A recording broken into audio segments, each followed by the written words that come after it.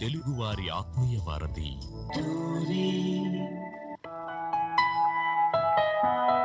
మానవ సమాజ పురోగతికి హేతుబద్ధత, జ్ఞానం, సత్యం, స్వేచ్ఛ, నీతి ముఖ్య అంశాలు. వీటిని ఆధారంగా చేసుకుంటూ భారత కాలమానం ప్రకారం ప్రతి ఆదివారం రాత్రి 9:30 గంటలకు టోరీ హ్యూమనిస్ట్ అవర్లో సమకాలీన సామాజిక అంశాలను, సాహిత్య సాంస్కృతిక అంశాలను మానవవాద కోణంలో చర్చించుకుందాం. రండి, మీ సంశయాలను, మీ అభిప్రాయాలను మాతో పాటు పంచుకోండి. హలో, తెలుగువారి ఆత్మీయ వారధి టోరీలో హ్యూమనిస్ట్ స్టార్ ప్రోగ్రామ్కి స్వాగతం. ఈ కార్యక్రమాన్ని సౌత్ ఏషియన్ హ్యూమనిస్ట్ అసోసియేషన్ సాహా మరియు Bapu Gopineni humanist and rationalist Facebook arena వారి సౌజన్యంతో మీ ముందుకు తీసుకొస్తోంది ఆర్జే సబీహా. సో ఈరోజు మనం మాట్లాడబోయే topic reality TVs real problems. And అలాగే మనందరికీ తెలుసు, మనకి second segment ask us anything ఉండబోతుంది. అండ్ ఇవాళ మన ఈ డిస్కషన్లో పార్టిసిపేట్ చేయడానికి మన రెగ్యులర్ గెస్ట్ మానవాదులైన గోవింద్ గారు కాలిఫోర్నియా నుండి, అండ్ సైన్స్ పాపులైజర్ తేజ సుమీనా గారు హైదరాబాద్ నుండి ఉన్నారండి. నమస్తే అండి. నమస్తే అండి, థ్యాంక్ యూ అండి. హాయ్ అండి శరత్ గారు. నమస్తే అండి, థ్యాంక్ యూ.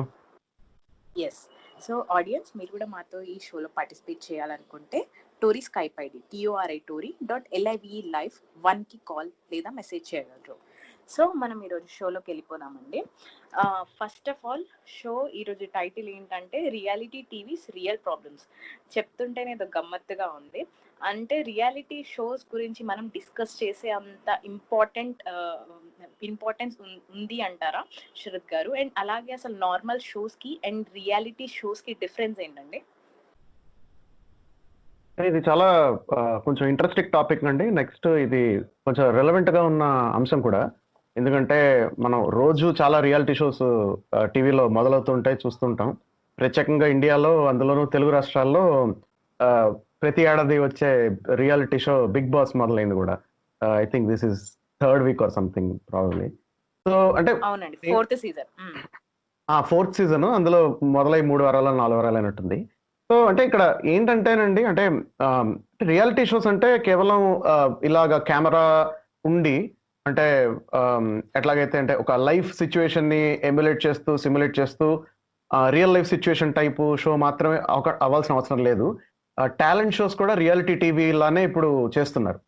ఇప్పుడు చూడండి, సింగింగ్ షోస్ ఉంటాయి, అవి కానీ, లేకపోతే డాన్స్ షోస్ కానీ. ప్రత్యేకంగా ఈ సింగింగ్ షోస్ లో కూడా రకరకాలు వస్తున్నాయి. సో ఇవన్నీ కూడా, ఈ టాలెంట్ షోస్ కూడా వీటిని కూడా రియాలిటీ టీవీ కేటగిరీలోకే చెందేలాగా దాన్ని ప్రోగ్రామ్స్ కూడా డిజైన్ చేస్తున్నారు. సో ఈ రియాలిటీ టీవీ ఏంటంటే మీకు పాపులర్, అంటే మీకు ప్రైమ్ టైం అంటాం కదా, అంటే మధ్యాహ్నం బహుశా సాయంత్రం 7 నుంచి రాత్రి 10 వరకు వచ్చే ప్రోగ్రామ్స్ లో రియాలిటీ షోస్ చాలా వస్తుంటాయి.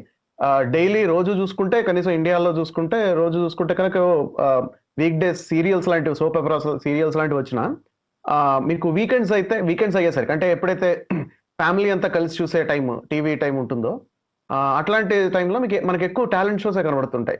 ఇలాంటి రియాలిటీ టీవీ కనబడుతుంటాయి. టాలెంట్ షోస్ కానివ్వండి, లేకపోతే ఇట్లాంటి real life situation type shows కానివ్వండి. సో ఇవి చూడడం, మన ఆడియన్స్ ఒకటి, దీంట్లో మనం ఒక్కొక్కసారి మనకి తెలిసిన వాళ్ళు దీంట్లో పార్టిసిపేట్ చేస్తుంటారు, లేకపోతే ఒక్కసారి మనమే పార్టిసిపేట్ చేస్తుంటాం కూడా దీంట్లో రియాలిటీ షోస్లో, ఎస్పెషలీ టాలెంట్ షోస్లో చూసుకుంటే. సో కాబట్టి ఏంటంటే కొంత రిలవెన్స్ ఉందండి మనకి. అండ్ మనం ఈ అంశం తీసుకోవడానికి కూడా ఇట్లాంటి రిలవెన్సే ఉంది. మనం చూస్తున్నాం, we are audience first, and we may know some of the participants, or we ourselves may be participants, or someone in our family may participate in one of these shows at any time. Singing కానీ, dancing కానీ, talent shows especially, లేకపోతే real life situation type show కానీ అవ్వచ్చు. So quiz shows కానీ, quiz shows especially ఇప్పుడు కౌన్ బనేగా కరోడ్పతి కానీ, ఇలాంటి quiz shows ఉన్నాయంటే ఇవి కూడా కొంత రియాలిటీ టీవీ తరహాలో చేస్తున్నారు వీటిని కూడా. సో అందుకని నాకు తెలిసి అందుకని ఇది మనం రెలవెంట్ గా తీసుకోవచ్చు సబ్జెక్ట్. ఎస్ అండి, తప్పకుండా. సో ఇప్పుడు మనం ఇంకొక విషయం యాడ్ చేస్తాను. ఏంటంటే రియాలిటీ షోలో ఏంటంటే రియాలిటీ అనేది రియాలిటీ అని, క్లోజ్ టు ద ఫ్యాక్ట్ అని, ఇట్ ఈస్ నాట్ ఫిక్షన్ అనే ఒక భ్రాంతి, ఒక భ్రమ ఉందన్నమాట ఆడియన్స్ లోని. అంటే అది పూర్తిగా రియాలిటీ కాదు, అది ఒక ఎడిటెడ్ అండ్ దాన్ని ఏంటంటే ఒక ప్రొడ్యూస్డ్ అండ్ ఒక ప్యాకేజ్ డీల్ లాగా ఏది కావాలో అది చూపించి దాని ద్వారా ఒక ఉద్వేగభరితమైన ఒక డ్రామా అనేది క్రియేట్ చేయడం అనేది. అంటే ప్రజలలో ఉన్న సహజ సిద్ధంగా ఉన్న కొన్ని ఈ గుణాలు ఏవైతే ఉన్నాయో, అంటే ఆశ అనేది, లేకపోతే ఒక రకమైన భావోద్వేగం అనేది, లేకపోతే క్రయింగ్ ఆన్ ద షోల్డర్ అంటారు అనమాట, అంటే సానుభూతి కోరుకోవడం లాంటిది. తర్వాత ఏమో ఒక రకమైన గ్యాంబ్లర్, అంటే ఒక జోదర్ అనమాట. ప్రతి మనిషిలో కూడా ఒక గ్యాంబ్లర్ ఉంటాడు అనమాట. అది తర్వాత ఏంటంటే ఒక లాటరీ బేస్డ్ ఏదైనా మన విన్నింగ్ అవ్వడం అనేది, ఇవన్నీ కూడా మనిషిలోని ఒక మనలో ఉన్న కొన్ని నిగూఢమైన కోరికల్ని ఫుల్ఫిల్ చేస్తాయి అన్నమాట. అదేవిధంగా ఈ రియాలిటీ షోలోని ముఖ్యంగా చెప్పుకోవాల్సింది అంటే క్యూరియాసిటీ అంటే ఏంటంటే యాక్చువల్గా కెస్ట్ ఫర్ నాలెడ్జ్ అని చెప్తారు. కానీ ఎక్కడ వచ్చేది ఏంటంటే ఇతరుల జీవితాల్లోని జరుగుతున్న విషయాలు మనకి పూర్తిగా తెలియవు అనమాట. అవి సెన్సార్ చేయబడి ఉంటాయి. అటువంటి విషయాల్ని మనకి తేటతెల్లంగా, అంటే ఇతరుల గృహాలలోని కెమెరాలు పెట్టి అక్కడ జరుగుతున్నది నీకు మామూలుగా అయితే తెలియదు కనుక ఇది రియల్ గా వాళ్ళ బిహేవియర్ చూస్తున్నావు అన్నది ఒక క్వెస్ట్ ప్రతి వాళ్ళు ఉంటుందన్నమాట. అంటే ఉదాహరణకి మనం ఒక కుళాయి దగ్గర దెబ్బలాట్లు అవుతున్నాయి అనుకోండి, అది ఒక రకంగా ఇంట్రెస్ట్ గా ఆగిపోయి చూస్తాం. అవును, ఆసక్తికరంగా చూసేది, రోడ్డు మీద గొడవలు కానీ.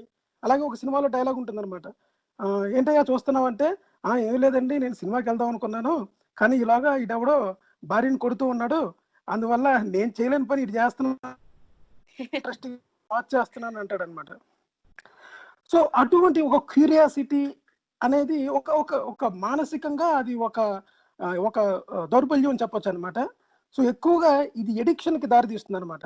అంటే దాంట్లో టాలెంట్ని బయటికి తీసుకురావడం అన్న ఒక పాజిటివ్ కోణాన్ని, that is there everywhere and money is there, ఈ రెండింటిని పక్కన పెట్టి ఇంకా మనం తెలుసుకోవాల్సింది ఏంటంటే అది ఒక ఎమోషనల్ డ్రామాని క్రియేట్ చేయడం అనేది, తద్వారా జనాల్లో ఉన్న క్యూరియాసిటీ అనే దాన్ని క్యాష్ చేసుకోవడం అనే దాన్ని.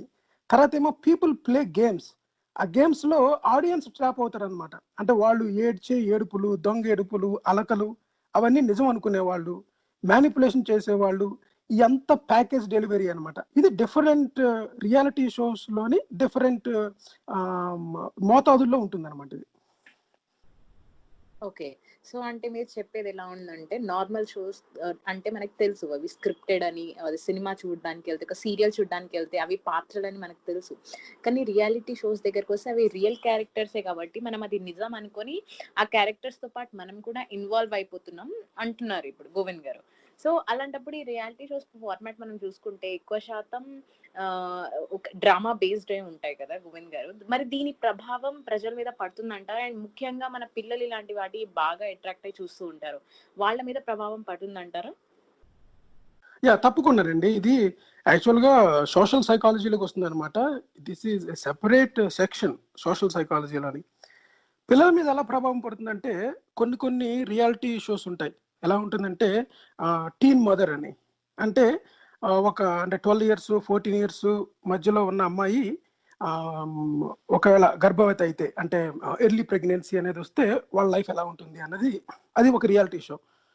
అయితే అటువంటి వాళ్ళల్లో ఏమవుతుందంటే పిల్లల మీద ఎలా ప్రభావం చూపిస్తాయి ఇటువంటివి అంటే, ప్రతి వాళ్ళు కూడా వాళ్ళ జీవితంలో ఎదుర్కొన్న ఈ సంఘటనలకి సమాజం నుంచి వచ్చే ఆ రియాక్షన్ లేకపోతే అపోజిషన్ ఎలా ఉందో దానికి మనం ఎలా సమాధానం చెప్పాలి అన్న విషయాలు మనకి ఈ రియాలిటీ షోలో ఉన్న క్యారెక్టర్స్ యొక్క ఆ క్యారెక్టర్స్ ఎలా రియాక్ట్ అవుతున్నాయో, క్యారెక్టర్స్ పేరెంట్స్కి ఎలా సమాధానం చెప్తున్నాయో, క్యారెక్టర్స్ ఎలా ఇమోషనల్గా ఏడుస్తున్నాయో, అటువంటి భావోద్వేగాలకే ఈ పిల్లలు కూడా ప్రిపేర్ అవుతారనమాట.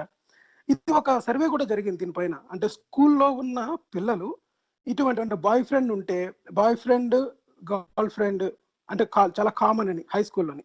మనం మాట్లాడుకున్నది high school level, not like graduation లేకపోతే మన అండర్ గ్రాడ్యుయేషన్ 11th 12th ఈ రేంజ్ అనమాట.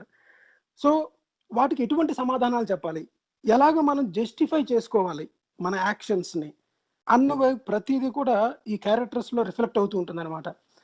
ప్రపంచంలో ప్రతిదాన్ని ప్రతి వాళ్ళు జస్టిఫికేషన్ చేసుకోవచ్చు. రామ్ గోపాల్ వర్మ తీసిన సినిమాని రామ్ గోపాల్ వర్మ జస్టిఫై చేసుకోవచ్చు. అది పోర్నోగ్రఫీ కేటగిరీలోకి వస్తున్నా సరే you can give some philosophical touch point. Which is totally ఏమంటారంటే దాన్ని ఒక ఒక ట్రాష్ కైండ్ ఆఫ్ ఎక్స్ప్లెనేషన్. కానీ చూసే వాళ్ళకి ఎలా ఉంటుందంటే అటువంటి ఏజ్ గ్రూప్లో ఉన్నవాళ్ళు లేకపోతే అటువంటి భావోద్వేగాల్లో ఉన్నవాళ్ళు they by that explanation. Reality షోస్లో కూడా ఆ డైలాగ్స్ అనేవి ఎలా రాస్తూ ఉంటారంటే మనం సొసైటీకి భిన్నంగా ఆలోచిస్తున్నాము అన్న విషయాల్లోని this is common, it is just like chemical reaction, దీని నుంచి ఎవరు తప్పించుకోలేరు, ఈ వయసులో మీరు చేయలేదా, ఈ వయసులో మీరు చేస్తున్నప్పుడు అది మీకు తప్పు అనిపించలేదా, ఇప్పుడు మాకు వచ్చి చెప్తున్నారా, ఇటువంటి డైలాగ్స్ అన్ని కన్స్ట్రక్ట్ చేయడం ద్వారా పిల్లల యొక్క భవిష్యత్తు అంటే కెరీర్ ప్యాత్ ఏదిందో అకాడమిక్గా డెవలప్ అయ్యి వాళ్ళు గోల్ రీచ్ అయ్యవలసిన వాళ్ళు ఇటువంటివి ఈ రియాలిటీ షోస్ ఇన్ఫ్లుయెన్స్ ద్వారా వాళ్ళు వాళ్ళ కెరీర్ ప్యాత్ని మానేసి ఒక రకమైన ఈ నేనేమో చెప్పాలనుకున్నానో అదే ఈ క్యారెక్టర్ చెప్పింది కనుక అదే రియాలిటీ అన్నది. తర్వాత ఏమో రియాలిటీ షోస్ మోస్ట్గా మనల్ని మనం జస్టిఫై చేసుకోవడము అన్నదనమాట.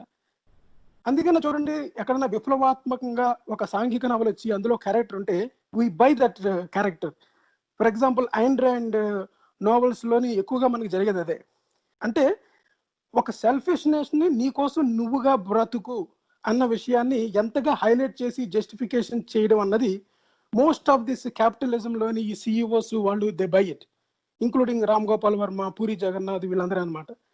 వాళ్ళు తెలుగులో చెప్పి ట్రాన్స్లేషన్ చేసినప్పుడు మీకు కలిగే దాన్ని ఏమంటారు ఒక పూర్తి జస్టిఫికేషన్ అదేది ఉందో అది మనం ఎలాగైతే తీసుకుంటామో అదేవిధంగా రియాలిటీ షోస్లోని వాళ్ళు చెప్పే ఈ డైలాగ్ ఇదంతా డైలాగ్ రిటర్న్ స్క్రిప్టెడ్ అనమాట. కొంత మట్టుకి మనకి ఎలా క్రియేట్ చేస్తారంటే అన్ఎడిటెడ్ స్క్రిప్టింగ్ అనేది రియాలిటీ అనే ఒక భ్రాంతి కలిగిస్తుంది. అంటే ఇద్దరు తిట్టుకొని జుట్టు పట్టుకొని రియాలిటీ షోలో కొట్టేస్తున్నారు అనుకోండి, అది రియల్గా జరిగింది అన్న భ్రమ కలిగిస్తుంది. కానీ రియాలిటీ షోస్ అనే అవే అటువంటి సిచ్యుయేషన్కి తీసుకెళ్ళడం అనేది అది ఒక scripted way of running the direction, అంటే డైరెక్షన్లోని ఒక భాగం అనమాట. అది ఏది ఎడిట్ చేయాలి. అందుకే మీ క్యారెక్టర్ పూర్తిగా మీరేంటి అన్న విషయం బిగ్ బాస్ లాంటి షోలో తెలియదు అనమాట. ఎందుకు తెలియదంటే మీకున్న జీవితం మొత్తంలోని సెగ్మెంట్స్గా కట్ చేసి మీ ప్రొఫైల్ని గుడ్గా చూపించవచ్చు, బ్యాడ్గా చూపించవచ్చు. ఎందుకంటే మీ 24 hours టైంలోని మిమ్మల్ని రకరకాల యాంగిల్స్లో చూపించినప్పుడు మిమ్మల్ని అందవిహీనంగా చూపించవచ్చు, అందంగా చూపించవచ్చు, ఒక మానవత్వంతో ఉన్న ఒక గొప్ప మహిళగా చూపించవచ్చు, స్వార్థంతో కూడుకున్న ఒక మామూలు మహిళగా కూడా చూపించవచ్చు అనమాట. సో ఇదంతా ఎడిటెడ్ స్క్రిప్టింగ్. అందువల్ల రియాలిటీ అన్నది ఎడిటెడ్. అంటే ఒక పర్సన్ గురించి మీరు బాగా అందమైన చీర కట్టుకొచ్చి మంచి భాష్యం చెప్పిన ఒక ఆమె అబ్బా హిందుత్వానికి చాలా దగ్గరగా ఉంది, నిజంగా ఇటువంటి వాళ్ళే మన హిందుత్వాన్ని కాపాడుతారు అనుకోవచ్చు. కానీ ఇంటర్నల్గా వాళ్ళ క్యారెక్టర్ వాళ్ళ యొక్క ఇంటెన్సిటీ మీకు తెలియదు అనమాట. ఇదే విధంగా రియాలిటీ షోలోని క్యారెక్టర్స్ వల్ల సమాజం చాలా ప్రభావితం అవుతుంది. మోస్ట్ ఆఫ్ ద టైమ్స్ నెగిటివ్గా ప్రభావితం అయ్యే అవకాశం ఉందన్నమాట. అవును. అండ్ మీరు ఇప్పుడు చెప్పారు కదా, అది నిజంగానే మనకి ఇప్పుడు బిగ్ బాస్ షోలో చూసుకుంటే అప్పుడు కౌశల్ ఆర్మీ అని ఫామ్ అవ్వడం, అందులో చాలా వరకు పిల్లలు ఉండడం జరిగింది. సో పెద్దవాళ్ళ సంగతి పక్కన పెడితే పిల్లల్లో ఇలా బిగ్ బాస్ షో ఒక థింగ్ తీసుకుంటే కొన్ని షోస్ లో ఏంటంటే వాళ్ళ టాలెంట్ ని కూడా గుర్తిస్తున్నారు కదండి. ఇప్పుడు example dance shows or singing shows లో అవి కూడా తప్పంటారా? పిల్లల మీద అది కూడా రాంగ్ అంటారా శరత్ గారు? అంటే ఇక్కడ టాలెంట్ షోస్ అనగానే మనం సాధారణంగా సింగింగ్ షోస్ లేకపోతే డాన్స్ షోస్ ఇవి కదా మనకు గుర్తొచ్చేవి. ఇక్కడ అంటే పెద్దవాళ్ళు దీంట్లో పార్ట్ తీసుకున్నప్పుడు మనకి ఒక రకమైన అంశాలు కనపడతాయండి సాధారణంగా. ఎందుకంటే వాళ్ళు అడల్ట్స్, వాళ్ళ నిర్ణయాలు వాళ్ళు తీసుకోగలుగుతారు.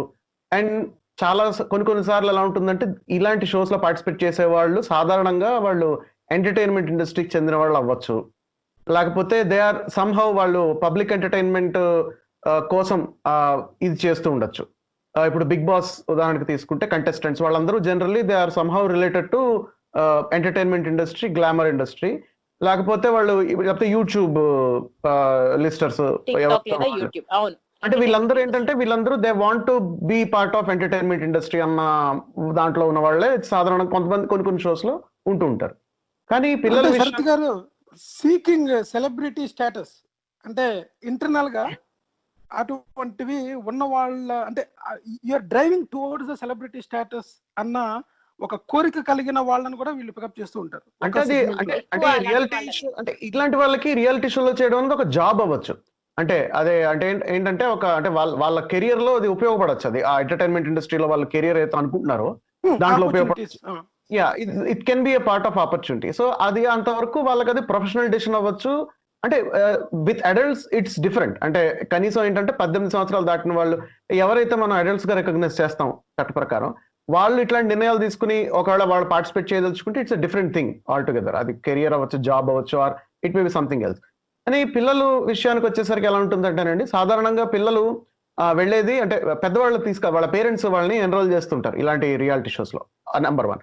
లేకపోతే ఒక్కొక్కసారి ఈ పిల్లలు ఏవో అడపదడప వాళ్ళేవో మామూలుగా చుట్టుపక్కల వాళ్ళు చేస్తున్న పెర్ఫార్మెన్స్ లాంటి చూసి, అంటే మామూలుగా సరదాగా ఫ్రీ టైంలో చేస్తున్న చూసి కొంతమంది రికగ్నైజ్ చేసి వాళ్ళని తీసుకెళ్ళచ్చు, మీరు ఈ డాన్స్ షోలో చేయండి లేకపోతే ఇలా చేయండి అని చెప్పి.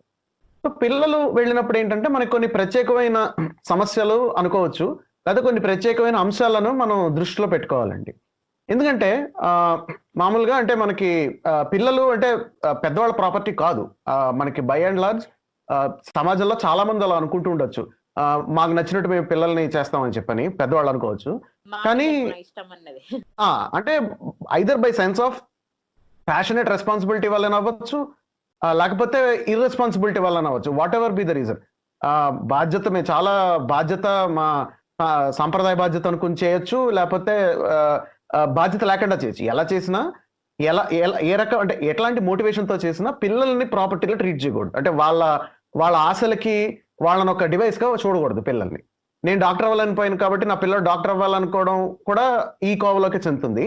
దో పిల్లలు డాక్టర్ అవ్వడం అనేది అంత హార్మ్ఫుల్ కాకపోయినా ఆ యాటిట్యూడ్ అదే యాటిట్యూడ్ వస్తుంది. సో అలా కాకుండా పిల్లలకి కొన్ని మనం చెప్పుకుంటే హక్కులు ఉంటాయి అనమాట. అంటే there are some rights to the child. దాని గురించి దాన్ని తెలుసుకుని మనం కొంత నిర్ణయాలు తీసుకోవాలి. సో ఇక్కడ పార్టీస్ ఎవరు ఉంటారంటే ఇందులో పేరెంట్స్ మాత్రమే కాదండి, ఎవరైతే కండక్ట్ చేస్తున్నారో రియాలిటీ షోస్ వాళ్ళకు కూడా కొన్ని రకాల బాధ్యతలు ఉంటాయి. పెద్దవాళ్ళు అంటే అడల్ట్స్ ని వీళ్ళు పెట్టుకుని చేసుకునేటప్పుడు అవసరం లేని పట్టించుకోనక్కర్లేని విషయాలు కూడా కొన్ని అవసరం అవుతాయి పట్టించుకోవాల్సింది. ఓవరాల్ గా బ్రాడ్ గా చూసుకుంటే కనుక మనకి పిల్లల్ని మనం అంటే ఎకనామిక్ గెయిన్స్ కి, ఎకనామిక్ ఎక్స్‌ప్లాయిటేషన్ అంటారు దీన్ని. అంటే ఏంటంటే పిల్లల విద్యకి కానీ, ఎడ్యుకేషన్కి కానీ, లేకపోతే వాళ్ళ ఆరోగ్యానికి కానీ, అంటే భౌతిక ఆరోగ్యం అవ్వచ్చు, లేకపోతే అంటే వాళ్ళ శారీరక ఆరోగ్యం అవ్వచ్చు, మానసిక ఆరోగ్యం అవ్వచ్చు, లేకపోతే వాళ్ళ నైతిక ఆరోగ్యం కావచ్చు. అంటే వాళ్ళ మోరల్ డెవలప్మెంట్ కానీ, సోషల్ డెవలప్మెంట్ కానీ. అంటే ఇప్పుడు పిల్లలు ఉన్నారంటే వాళ్ళ ఫ్రెండ్స్ ఉండాలి, వాళ్ళకి ఫ్రెండ్స్తో ఆడుకోగలగాలి. వాళ్ళకి సోషబిలిటీ అనేది you have to give that to the child as part of raising a child. So దాన్ని హ్యాంపర్ చేసే రకంగా ఉండడము, లేకపోతే వాళ్ళ మోరల్ డెవలప్మెంట్ ని హ్యాంపర్ చేసే రకంగా ఉండడము, మెంటల్ డెవలప్మెంట్ ని హ్యాంపర్ చేసే రకంగా, లేకపోతే ఫిజికల్ డెవలప్మెంట్, లేకపోతే హెల్త్ కి వీటికి హార్మ్ఫుల్ గా ఉండేలాగా. అంతేకాకుండా పిల్లల చదువుకి భంగం కలిగించే కల. అంటే చదువుకు భంగం కలిగించడం అంటే దాని అర్థం వాళ్ళు 8 గంటలు రియాలిటీ షోలో చేసుకుని తర్వాత 8 గంటలు స్కూల్కి వెళ్ళి ఇంకో 4 గంటలు చదువుకోవడం అట్లా కాదు. ఓవరాల్ గా మీరు చూసుకుంటే పిల్లలకి 14 సంవత్సరాల వరకు భారతదేశంలో చూసుకుంటే కనుక రైట్ టు ఎడ్యుకేషన్ అని ఉంది. అంటే వాళ్ళు ఖచ్చితంగా వాళ్ళు స్కూల్కి వెళ్ళాలి. అంటే స్కూల్ విద్య వాళ్ళకి అందాలి. అది వాళ్ళ హక్కు, పిల్లలకి హక్కు. నెక్స్ట్ అది రాజ్యం ఇవ్వాల్సిన కొన్న బాధ్యత కూడా అది. So state has to provide education to kids, right to education లో. సో భారతదేశంలో రైట్ టు ఎడ్యుకేషన్ ఉంది, అలా వేరే దేశాల్లో వేరే ఇట్లాగా అంటే కంపల్సరీ ఎడ్యుకేషన్ అనేది ఉంటుంది చిల్డ్రన్ కి, ఎడ్యుకేషన్ అనేది. సో అట్లాంటి పంపించకపోతే నేరంగా కూడా పరిగణిస్తారు. క్రిమినలైజ్డ్ ఉన్నాయి కొన్ని దేశాలు. సో ఇలాంటి వాటికి ఇంటర్ఫియరెన్స్ రాకూడదు మొదటిది. అంటే that is the first thing that needs to be taken care of. అయితే ఇంకొకటి ఏంటంటే ఇంతే కాకుండా కొన్ని అదర్ ఇష్యూస్ కూడా ఉన్నాయండి. అంటే కొన్ని ఇప్పుడు ఇది మనం ముందు చెప్పుకున్నది జనరల్ గా overall moral rule of thumb, అంటే ఫ్రేమ్ వర్క్ వైజ్ చూసుకుంటే. ఇది ఇంతే కాకుండా కొన్ని ప్రాక్టికల్ కన్సిడరేషన్స్ కూడా. అంటే ఇప్పుడు వీళ్ళని తీసుకోవాలంటే అంటే రియాలిటీ షోలో తీసుకోవడం ఏ వయసు వారిని మినిమం ఏజ్ ఉండాలి అడ్మిషన్ చేయడానికి దీనికి, అంటే ఇట్లాంటి రియాలిటీ షోస్ తీసుకోవాలన్న ఒకటి. లేకపోతే ఎన్ని గంటలు వీళ్ళు పనిచేయచ్చు పిల్లలు ఉన్నప్పుడు, ఎట్లాంటి పరిస్థితులు క్రియేట్ అవ్వాలి, ఎట్లాంటి పరిస్థితులు ఉండాలి ఆ షూటింగ్ చేసే చోట. అంటే అది ఇట్స్ ఎ వర్క్ ప్లేస్ కాబట్టి, ప్లేస్ ఆఫ్ వర్క్ దగ్గర. అలాగే ఇప్పుడు ఇందాక మనం చెప్పుకున్న ఫ్రేమ్ వర్క్ ఎంతుందో ఆ ఫ్రేమ్ వర్క్ ఎన్ఫోర్స్ చేయడానికి దానికి కావాల్సిన ఇన్సెంటివ్స్ ఏంటి, లేకపోతే అది జరగకపోతే తీసుకోవాల్సిన పెనాల్టీస్ ఏంటి, ఎట్లాంటి పనిష్మెంట్ ఇవ్వాలి అనేది దానికి లీగల్ ఫ్రేమ్ వర్క్ అనేది కావాలన్నమాట. అంటే దానికి ఒక ఫ్రేమ్ వర్క్ కావాలి, గైడ్ లైన్స్ అనేవి కావాలి. సో ఈ రెండు అయితే మనకి ఈ బాలల హక్కులకి విషయానికి వచ్చేసరికి ఇది ఐక్యరాజ్య సమితి కన్వెన్షన్, యునైటెడ్ నేషన్స్ కన్వెన్షన్ లో ఆర్టికల్ 32లో ఈ 2 పాయింట్స్ ప్రస్తావన చేయబడ్డాయి. అంటే స్టేట్ పార్టీస్ యొక్క రెస్పాన్సిబిలిటీ ఏంటనేది. ఒకటేంటంటే కండిషన్స్ ఏమున్నాయన్న ఫ్రేమ్ వర్క్ ఒకటి ఇచ్చారు దీంట్లో. రెండు ఏంటంటే అవి జరగడానికి కావాల్సిన ప్రాక్టికల్ విషయాలు అనేవి గైడ్ లైన్స్ గా ఉండాలని చెప్పని. ఇదంతా ఎందుకు మనం చెప్పుకుంటున్నాం అంటే ఇవన్నీ జరుగుతున్నాయి అనుకోండి ఆటోమేటిక్ గా. అంటే మనం అనుకోవచ్చు వాళ్ళు రియాలిటీ షోస్ లో వాళ్ళు తీసుకెళ్తున్న వాళ్ళు చూసుకునే బాధ్యత వాళ్ళకు ఉండదని. బాధ్యత వాళ్ళకు ఉంటుంది, వాళ్ళు ఏమనుకుంటున్నారు అన్నది వేరే విషయం. కానీ వాళ్ళు అనుకుంటుంది రెగ్యులేషన్స్ తగ్గట్టుగా ఉండాలి. సో దాని తగ్గట్టు రెగ్యులేషన్స్ కూడా ఉండాలి. అంటే రెగ్యులేషన్స్ అనేవి ఫస్ట్ ఉండాలి. సో దాన్ని బట్టి ఎన్ఫోర్స్మెంట్ అనేది చేయగలుగుతాం. సో అలా చేయకపోతే ఇప్పుడు ఒక్కొక్కళ్ళు ఒక రకంగా ట్రీట్ చేయొచ్చు, విచ్ కెన్ బి హజార్డస్. వాస్తవానికి మీరు చూస్తే మనకి మీరు చూస్తే కనుక national commission for protection of child rights ఉందండి, NCPCR అని. ఈ కమిషన్ ని అప్పట్లో వేయడం జరిగింది, ఇది ఒక దశాబ్దం కింద వేయడం జరిగింది. వాళ్ళు కొన్ని గైడ్ లైన్స్ కూడా ఫ్రేమ్ చేశారు ఇండియాలో. ప్రత్యేకంగా ఇండియాలో ఇది TV serials, reality shows, advertisements ఈ మూడిట్లోనూ పిల్లలు పార్టిసిపేట్ చేస్తుంటే కనుక వాటికి ఏం గైడ్ లైన్స్ ఉండాలి దాన్ని రెగ్యులేట్ చేయడానికి అన్న దాంట్లో. మనకి రియాలిటీ షోసే కాకుండా మనకి టీవీ సీరియల్స్ లో కూడా మనకి చిన్న పిల్లలు కనబడుతున్నారు. సో కనబడుతూ మీకు తెలిసే ఉంటుంది బాలికా వధు అని చాలా పాపులర్ సీరియల్, ఇంకా వస్తుందో లేదో నాకు తెలియదు కానీ దాన్ని బోల్డర్ని రీజనల్ లాంగ్వేజెస్ లో కూడా దాని తర్వాత దాన్ని అవునండి చాలా భాషల్లో దాన్ని డబ్బింగ్ చేసి ఇది కూడా చేశారు. సో బాలికా వధు అక్కడ ఉంటే ఇక్కడ చిన్నారి పెళ్లి కూతురు అనుకుంటా తెలుగులో అయితే. నాకు తెలుసు అది స్టార్ నెట్వర్క్ వాళ్ళదో లేకపోతే జీ నెట్వర్క్ వాళ్ళదో, ఐఎమ్ నాట్ షూర్ ఎవరిదానది. కానీ మీరు చూస్తే నిజానికి అందులో the topic itself, the story itself is around child marriage. So నిజానికి చైల్డ్ మ్యారేజ్ అనేది అవుట్లాడ్. మీరు చూస్తే చిన్నప్పుడు పెళ్ళైపోయిన ఆ బాలిక వధువుకి పెద్ద అయ్యాక ఆమెకున్న సెంటిమెంట్స్ ఏంటి, ఆమెకున్న ఫ్యామిలీ రెస్పాన్సిబిలిటీస్ ఏంటి, చిన్నప్పుడు వయసు తెలియకుండా చేసిన పెళ్లికి అనమాట. ఆ లవ్ స్టోరీ ఏదో ఈ తరహాలో ఉంటుంది. అంటే ఆ సీరియల్ రఫ్ గా స్టోరీ అంటే అవుట్లైన్ చూసుకుంటే. ఇక్కడ విషయం ఏంటంటే ఈవెన్ చిల్డ్రన్ పెట్టి చేసినా ఎవరిని పెట్టి చేసినా ఎట్లాంటి కంటెంట్ ఉండవచ్చు, ఎట్లాంటి కంటెంట్ ఉండకూడదు అన్న దాని మీద మనకి ఇన్ఫర్మేషన్ అండ్ బ్రాడ్కాస్టింగ్ మినిస్ట్రీ వాళ్ళ గైడ్ లైన్స్ ఉన్నాయి. సో సూపర్ స్టిషన్ ప్రమోషన్ గురించి లేకపోతే ఇట్లాంటి ఏవైతే సోషల్ ఈల్స్ ఉన్నాయో, అంటే సోషల్ ఇష్యూస్ ఉన్నాయో, చైల్డ్ మ్యారేజ్ ఇలాంటివి ఇంకా ప్రివలెంట్ గా ఉన్న జరుగుతున్న భారతదేశంలో జరుగుతున్న వాటి మీద ఎంతవరకు తీయచ్చు, ఇలాంటివి ఉండకూడదని చెప్పిన గైడ్ లైన్స్ ఉన్నాయి. సో వీటి మీద కొన్ని కంప్లైంట్స్ కూడా వెళ్ళాయి అప్పట్లో బ్రాడ్కాస్టింగ్ కౌన్సిల్ వాళ్ళకి, ఆ రిలవెంట్ అథారిటీస్ కి. సో అంటే ఇక్కడ ఏంటంటే ఫస్ట్ మనం రికగ్నైజ్ చేయాల్సిన అంశం ఏంటంటే నిజానికి మీరు NCPCR రిపోర్ట్ గైడ్ లైన్స్ చదివితే కనుక మీకు అర్థమయ్యే విషయం అది. వాళ్ళు మెన్షన్ మీరు చూస్తే ఈ సమస్య అనేది ఖచ్చితంగా ఉందన్నది వాళ్ళు రికగ్నైజ్ అయితే చేయడం జరిగింది. సో మనం కూడా రికగ్నైజ్ చేయాలి, ఈ సమస్య లేదని మనం అనుకోకూడదు. ఒక సంఘటనలో అయితే, ఒక రియాలిటీ షోలో అయితే, ఒక డాన్స్ షో కాంపిటీషన్ లో ఒక టీవీ ఛానల్లో ఒక యంగ్ గర్ల్ అనమాట, అంటే ఒక అమ్మాయిని, ఆ అమ్మాయిని హ్యూమిలియేట్ చేయడం జరిగింది అనమాట. ఏంటంటే ఆ పెర్ఫార్మెన్స్ ఇలా ఉంది అలా ఉందని చెప్పడం. చూడండి, ఇప్పుడు మనకి సాధారణంగా పిల్లల్ని పెంచేటప్పుడు పెద్దవాళ్ళు ఏం చేస్తారంటే పిల్లలు ఏమైనా బాగా చేశారనుకోండి ఎంకరేజ్ చేస్తారు, సరిగా చేయలేదనుకోండి వాళ్ళని క్రిటిసైజ్ చేయరు. ఏం చేస్తారంటే ఇలా కాదమ్మా ఇలా చేస్తే ఇంకా బాగుంటుందేమో అని చెప్పని చెప్తారు. అన్ని వయసుల పిల్లలకి ఇదే తరహాలో చెప్తారు. కాబట్టి మీకు సడన్ గా మీకు ఒక రియాలిటీ షోలో ఏంటంటే జడ్జెస్ లేకపోతే అక్కడ ఉన్న ఎన్వైరన్మెంట్ వాళ్ళు ఏంటంటే వాళ్ళు క్రిటిసైజ్ చేయడం మొదలు పెట్టారు అంటే రివ్యూకు సివియర్ గా హార్ష్ గా క్రిటిసైజ్ చేయడం మొదలు పెడితే అట్లాంటి చేస్తే కనుక పిల్లలు చాలా ఎమోషనల్ డ్రామాకు గురవుతారు. సో నిజానికి ఈ సంఘటనలో ఒక టీవీ ఛానల్లో జరిగింది. ఆ అమ్మాయి టీనేజర్ అనమాట. ఆ అమ్మాయిని ఇలా డాన్స్ కాంపిటీషన్ లో జడ్జెస్ ఇట్లాగా తిట్టడం వల్ల ఏమైందంటే ఆమె యాక్చువల్ గా ఆమె డిప్రెషన్ లోకి వెళ్ళి ఆమె హాస్పిటలైజ్ కూడా చేయడం జరిగింది. సో మానసిక పరిస్థితి అక్కడ డ్యామేజ్ అయింది అనమాట, అంటే ఆ సంఘటన తర్వాత. సో ఈ పబ్లిక్ గా మీరు అవమానించడం, జడ్జిమెంట్ తరహాలో ఏదో ఇవ్వడం in the name of talent show ఇలా చేయడం కానీ ఇది ప్రత్యేకంగా ఈ రిపోర్ట్ లో మెన్షన్ చేయడం జరిగింది. సో ఇట్లాంటి తరహాలో పిల్లలు వాడుకోకూడదని, అలాగే కమర్షియల్ గెయిన్స్ కోసం ఎక్స్ప్లోయిట్ చేయకూడదని. సో ఇట్లాంటి ప్రెషర్ పిల్లల మీద పడడం అనేది ఇది పెద్ద సీరియస్ కన్సర్న్ అని చెప్పని. అలాగే ఎలిమినేషన్ రౌండ్స్ అని వస్తాయి కదా, చాలా సెంటిమెంటల్ చేసేస్తుంటారు. ఒకప్పుడు నిజానికి ఒకప్పుడు పాడత తీగ షోలో ఇలా ఉండేది కాదండి. అంటే ఇప్పుడు ఒకప్పుడు పాడత తీగలో నాలుగు స్పోర్టివ్గా ఉండేది. మీకు గుర్తుందో లేదా, నా చిన్నప్పుడు వచ్చేది బూగి బూగి అని. సో అందులో చాలా స్పోర్టివ్గా ఉండేది. అంటే ఎలిమినేషన్ అని చెప్పి డ్రామా క్రియేట్ చేయరు. జావేద్ జాఫ్రీ, అవును. రైట్. ఇప్పుడు చూస్తే మీకు ఎలిమినేషన్ అంటే అదొక ఎమోషనల్ డ్రామా. ఏడ్చేస్తుంటారు, వెనకాల మ్యూజిక్ పెట్టేస్తుంటారు. ఛత్రపతి మ్యూజిక్ వేసి, ఛత్రపతి లేకపోతే తీసుకుని పెట్టేయడం, లేకపోతే వాళ్ళ పేరెంట్స్ తీసుకొచ్చేసి అక్కడికి వాళ్ళ చేత ఏడిపించడం, ఇది ఈ హోల్ డ్రామా నడుస్తుంది. నెక్స్ట్ ఏంటంటే ఇప్పుడు ప్రతి మచ్ అన్ని షోస్ ఇట్లాగే అయ్యాయి. బై అండ్ లార్జ్ ఇది వరకు ఏ షోస్ లో అయితే చేసేవారు కాదు, ఇప్పుడు వాళ్ళు కూడా చేస్తున్నారు ఈ టైప్ ఎమోషనల్ డ్రామా క్రియేట్ చేయడం అంతా.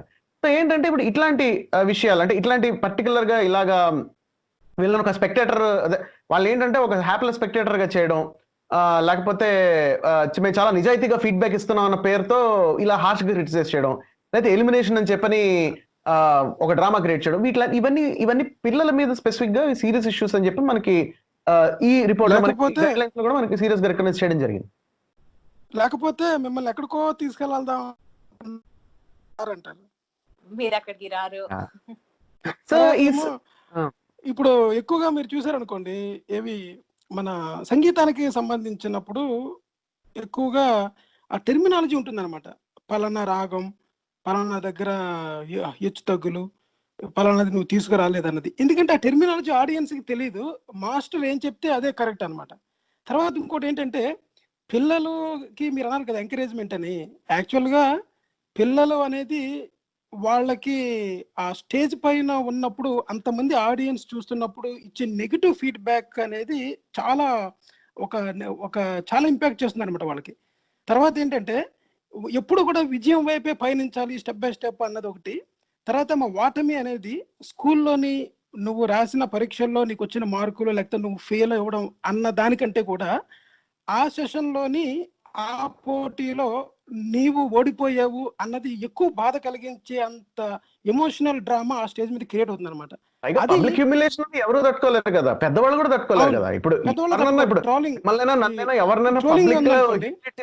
ఎవరైనా ఫీల్ అవుతారు. సో పిల్లలు ఇంకా ఎక్కువ డ్యామేజ్ అయిపోతారు. అందులో కెమెరాస్ అన్ని వాచ్ చేస్తున్నాయి, అది కదా. తర్వాత ఏంటంటే మా లైఫ్ ఎక్కడితో ఎండ్ అయిపోయింది, ఐ డోంట్ హ్యావ్ ఎనీథింగ్, నేను ఫెయిల్యూరు అన్నది చాలా హై లెవెల్, హై డెన్సిటీతోని పనిచేసుకుంటుంది అనమాట. పైగా ఇంతే కాదండి, ఇంకా మీరు చూస్తే బ్రాడ్కాస్టింగ్ కంప్లైంట్స్ కౌన్సిల్ అని ఇండియాలో ఉంది, బీసీసీసీ అని. వీళ్ళు ఏంటంటే వీళ్ళు ఇండియన్ బ్రాడ్కాస్టింగ్ ఫౌండేషన్ తాలూకా కౌన్సిల్ అనమాట. ఇప్పుడు మనకి మామూలుగా టీవీలో ఏ షోతో అయినా ఇబ్బంది, దాంతో అయినా కంప్లైంట్స్ ఉంటే వీళ్ళకి కంప్లైంట్ చేయొచ్చు, ఆన్లైన్ పెట్టచ్చు. వాళ్ళ కింద స్క్రోలింగ్ కూడా ఇస్తుంటారు ప్రతి షోలో. మీకు ఈ కార్యక్రమంలో ఏమైనా అభ్యంతరాలు ఉంటే కనుక మీరు బ్రాడ్కాస్టింగ్ కంప్లైంట్ కౌన్సిల్ కి మీరు ఫిర్యాదు చేయవచ్చు. సో వాళ్ళ కంప్లైంట్స్ మనం అనలైజ్ చేసినా అందులో కొన్ని రఫ్ గా 20% ఆఫ్ ద కంప్లైంట్స్ ఈ పిల్లలు పార్టిసిపేషన్ మీద ఉన్న అభ్యంతరాల మీదే వచ్చాయి. ఒకటి. రెండోది ఏంటంటే వాళ్ళొక గైడ్ లైన్ కూడా రిలీజ్ చేశారు. దేని గురించి అంటే పిల్లల్ని సెక్షువలైజ్ చేయడం. అంటే సెక్షువలైజ్ చేయడం అంటే మీనింగ్ ఏంటంటే ఎవరన్నా పిల్లలు అంటే 12 సంవత్సరాలు దానికన్నా తక్కువ ఉన్న పిల్లల చేత మీకు ఒక అడల్ట్ ఓవర్ టోన్స్ ఉండేలాగా చేయించడం, డాన్స్ కానీ లేకపోతే అట్లాంటి పాత్రలు వేయడం అనేది. అంటే ఇప్పుడు పెళ్లి కూతురులాగో లేకపోతే విధవలగానో, అంటే చైల్డ్ విడో ఆ తరహాలో. అంతేకాకుండా డాన్సెస్ లో ఐటమ్ సాంగ్స్ ఏవైతే సెక్షువల్ ఓవర్ టోన్స్ ఉన్న పాటలు ఉంటాయో అట్లాంటి పాటలకి డాన్సులు చేయించడం, లేదా అట్లాంటి పాటలు పాడించడము. అంటే ఇట్లాంటి అంటే ఎవరైతే అంటే అడల్ట్ ఓవర్ టోన్స్ ఉన్న కంటెంట్ అనేది చేయడం, తర్వాత వాటి పెర్ఫార్మెన్స్ చేయడం, పాడడం కానీ లేకపోతే డాన్స్ చేయడం కానీ, లేకపోతే పెద్దవాళ్ళు ప్రవర్తించినట్టు ప్రవర్తించేలా చేయడం. అంటే ఇప్పుడు సెక్షువల్ కంటెంట్ వాళ్ళు. సారీ అండి, మిమ్మల్ని ఇంటరప్ట్ చేశాను. మీరు ఇప్పుడు చెప్పారు కదా సెక్షువలైజ్ చేయడం పిల్లల్ని అన్నది రాంగ్ అని. ఇప్పుడు మీరు స్లమ్ డాగ్ మిలియనర్ మూవీ చూసే ఉంటారు. అందులో హీరోయిన్ చిన్నప్పుడు క్యారెక్టర్ చేసిన పాప షీ ఎన్డ్స్ అప్ ఇన్ ప్రాస్టిట్యూషన్ కదా. సో తను ప్లే చేస్తుంది ఆ క్యారెక్టర్ ని. సో అది తప్పంటారా మరి? అప్పుడు ఆ సినిమాలో ఎందుకు పెట్టగలిగారు అంటారు? అంటే ఇది ఫిల్మ్ కాదండి, అంటే ఫిక్షనల్ ఫిల్మ్ కాదు ఇది. ఈ గైడ్ లైన్ ఇది టీవీ ప్రోగ్రామ్స్ కి. ఎందుకంటే ఇప్పుడు సినిమా అంటే మీకు అది సినిమా, అది ఫిక్షన్, అది కల్పిత కథ. నెక్స్ట్ వాళ్ళు ఒక క్యారెక్టర్ చేస్తున్నారు పిల్లలు. They are not really doing, అంటే వాళ్ళు దే ఆర్ నాట్ దెమ్సెల్వ్స్. అంటే వాళ్ళు ఒక పెర్ఫార్మెన్స్ చేయట్లేదు, అంటే వాళ్ళు ఒక డాన్స్ చేయట్లేదు, వాళ్ళు ఒక పాత్ర చేస్తున్నారు, నెంబర్ 1. రెండోది ఏంటంటే ఇప్పుడు పిల్లల చేతి ఇట్లాంటి పాత్రలు చేయించడం కాదు అనడానికి వేరే గైడ్ లైన్స్ కూడా ఉన్నాయి. అంటే మీరు చూస్తే to regulate all that. So so అంటే ఫిల్మ్స్ ఆర్ డిఫరెంట్ థింగ్. అంటే ఎందుకంటే ఫిక్షనల్ విషయాలు నెక్స్ట్ చూస్తున్న వాళ్ళ ఆడియన్స్ కూడా దే ఆర్ ఆల్సో అవేర్. అంటే అంటే చూస్తున్న ఆడియన్స్ వాళ్ళు ఎలా ఫీల్ అవుతున్నారు అనేది కాకుండా at least the film makers tell them that this all fiction, work of fiction అని చెప్పని there is a way. So ఇప్పుడు అంటే సినిమాలో ఒక మర్డర్ లేకపోతే ఒక వైలెన్స్ లేకపోతే ఒక మర్డర్ లాంటిది చూసి అది రియల్ అనుకోకూడదు అంటే ఆడియన్స్ కూడా. నెంబర్ 1 అది ఒకటి. అంటే సెన్సార్ బోర్డు వాళ్ళకి గైడ్ లైన్స్ ఉంటాయి, పిల్లలు ఎలాంటి క్యారెక్టర్స్ చేయొచ్చు. మనకి చూస్తే స్లమ్ డాగ్ మిలియనీర్ నిజంగా ఇండియాలో అంటే అది ఇంటర్నేషనల్ రిలీజ్ కి వెళ్ళింది. ఇండియాలో మరి సర్టిఫికేషన్ చేసినప్పుడు ఆ సీన్ ఉంచారో కట్ చేశారు నాకు తెలియదు. అంటే I don't know, I'm not aware. So అది కూడా అలాగే ఇప్పుడు పాపం పసివాడు దాంట్లోని పిల్లవాడిని ఎడారిలో నడిపించడం అనేది ఉందనుకోండి. ఇప్పుడు అది పిల్లవాళ్ళ చేత అలా నిజంగా నడిపించారా లేదా అన్నది కాకుండా స్టోరీ పరంగా దాన్ని చిత్రీకరించడానికి చేసిన దానికి తీసుకోవాలి. కానీ పిల్లల చేత సెక్షువల్ కంటెంట్ ఉన్న దాంట్లో ఇప్పుడు వ్యభిచార గృహాల్లోని పిల్లల్ని నమ్మినప్పుడు అది part of the story. It is required to show the entire time line. For example భారతీయుడు సినిమాలోని, భారతీయుడు సినిమా కాదు ఏంటి నాయకుడు సినిమాలోని కమల్ హాసన్ వెళ్తాడు కదా. ఇప్పుడు అక్కడ ఇంకా చిన్నపిల్లలు ఉండే ఒక సీన్ కానీ అక్కడ నుంచి విడిపించేది ఉందనుకోండి, చిన్నపిల్లల్ని విడిపించేది ఉందనుకోండి, అక్కడ పిల్లల్ని పెట్టాలి తప్పదనమాట. So it's part of the acting లాగా చూడాలి తప్ప మనం పిల్లలకి స్టేజ్ పైన అడల్ట్ కంటెంట్ ని ఎక్స్ప్రెస్ చేసే విధంగా వాళ్ళని ట్రైన్ చేసి దాన్ని స్టేజ్ మీద పెర్ఫార్మెన్స్ చేయడం అన్నది మనం అది తప్పు పట్టడం అనమాట. అంతే తప్ప సినిమాలకు సంబంధించింది కాదు. ఇప్పుడు డాన్స్ షోస్ కి వచ్చేసరికి దాని ప్రొజెక్షన్ వేరు కదా. అంటే ఇప్పుడు డాన్స్ షోస్ కి వచ్చేసరికి they are performing to a song to larger audience. అంటే వాళ్ళు పాట తీసుకుని ఒక ఐటమ్ సాంగ్ లేకపోతే పెద్దవాళ్ళు అంటే ఆ సాంగ్ లో ఎలాగైతే బట్టలు వేసుకున్నారో అట్లాంటి తరహా బట్టలు వేసుకున్నారు. అంటే ఇట్స్ సెక్షువలైజేషన్ కదా. ఇప్పుడు లేకపోతే పెల్విక్ మూమెంట్స్, నడుము తిప్పు పెల్విక్ మూమెంట్స్ కొన్ని చేస్తుంటారు చాలా. అదే బెల్లీ డాన్స్ గానీ ఇంకోటి ఏంటంటే ఇక్కడ రీక్రియేటింగ్ ద ఐటమ్ సాంగ్. ఇప్పుడు ఐటమ్ సాంగ్స్ అనేవి ఒక సెట్ ఆఫ్ ఆడియన్స్ ని అట్రాక్ట్ చేయడానికి పెట్టింది అనమాట. అంటే ఇప్పుడు దాంట్లో హీరోయిన్స్ కూడా చేస్తున్నారు. ఇప్పుడు ఎక్కువ హీరోయిన్స్ చేస్తుంటారు అవి అటువంటివి. ఇదివరకు అయితే స్మిత కానీ లేకపోతే డిస్కో శాంతి, మన సిల్క్ స్మిత అటువంటి వాళ్ళు చేసేవారు. ఇప్పుడు అది ఎలాగైపోయిందంటే అది ఒక మామూలు హీరోయిన్, కొత్తగా వచ్చే హీరోయిన్ కంటే కూడా ఎక్కువ డబ్బులు ఇచ్చి టాప్ స్టార్ హీరోయిన్స్ తీసుకొచ్చి చేయించే రేంజ్ కి వెళ్ళింది అది. ఇప్పుడు దాన్ని మనం రీక్రియేట్ చేయడం అంటే అటువంటి జెక్చర్స్ ని, అటువంటి పోజెస్ ని, అటువంటి ప్రదర్శనని చిన్నపిల్లల చేత స్టేజ్ మీద ప్రదర్శించడం అన్నది అనమాట. సో అది తప్పు అది యాక్చువల్ గా. ఎందుకంటే ఇప్పుడు మామూలుగా ఐటమ్ సాంగ్స్ అంటే అయితే బాగా పాపులర్ అయిన ఐటమ్ సాంగ్స్ ఉన్నాయో అవన్నీ సాధారణంగా వాటి అదంతా కంప్లీట్ సెక్షువలైజేషన్ ఆఫ్ ద పర్సనే కదా ఉండేది. ఎవరైతే అమ్మాయి ఉంటుంది. ఇప్పుడు పాపులర్ ఐటమ్ సాంగ్స్ మీరు ఏం తీసుకున్నా, హిందీలో చిక్నీ చమేలి అన్న పాట ఒకటి ఉంటుంది, అది చూసుకున్నా, లేకపోతే కరీనా కపూర్ దో సాంగ్ ఉంటుంది అది కానీ ఏంటంటారు